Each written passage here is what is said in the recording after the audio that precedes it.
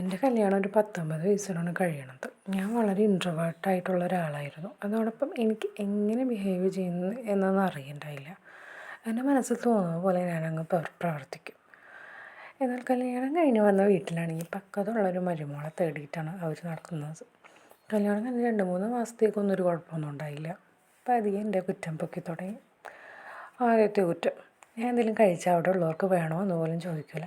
രണ്ടാമത്തെ കുറ്റം, ഞാൻ ഒറ്റയ്ക്ക് ഭക്ഷണം കഴിക്കാനിരിക്കും. കൂടെയുള്ളവർ കഴിച്ചു എന്നൊന്നും ഞാൻ തിരക്കില്ല.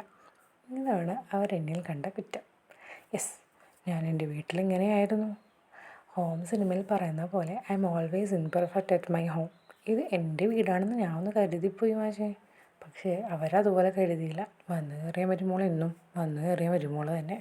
സ്വന്തം മക്കളെ പോലെ ഒരു വിലയും അവിടെ തരില്ല.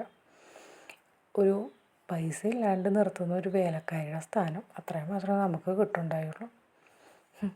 പിന്നെ എന്തെങ്കിലും പറഞ്ഞാൽ ഞങ്ങൾ നിൻ്റെ മാതാപിതാക്കളെ പോലെ കാണും, നിൻ്റെ സ്വന്തം വീടായി കാണും. ഞാൻ എൻ്റെ സ്വന്തം വീട്ടിൽ ഇങ്ങനെയൊക്കെ ആയിരുന്നു. ലേറ്റായിട്ട് എണീക്കും, അതുപോലെ ഇവിടെ എണീച്ചിട്ടുണ്ടെങ്കിൽ കാര്യം നടക്കുമോ? ഇല്ല. അപ്പോൾ പ്രശ്നങ്ങൾ തുടങ്ങും. എല്ലാ പെൺകുട്ടികൾക്കും ഓരോ കഥകൾ പറയാനുണ്ട്. എൻ്റെ കഥകൾ ഇവിടെ തുടങ്ങിയാണ്. നമുക്ക് ഒരുമിച്ച് മുന്നേറാം. ഇതുപോലുള്ള അനുഭവങ്ങളുള്ളവരൊക്കെ കമൻറ്റിലേക്ക് വായോ. പിന്നെ ഇപ്പോഴത്തെ പിള്ളേർ കല്യാണം കഴിക്കാൻ ഭയങ്കരമായിട്ട് പേടിക്കുന്നുണ്ട്. നല്ല കാര്യം മക്കളെ, നല്ല കാര്യം. കല്യാണത്തിനൊന്നും ഒരു കാര്യം ഇരിക്കില്ല.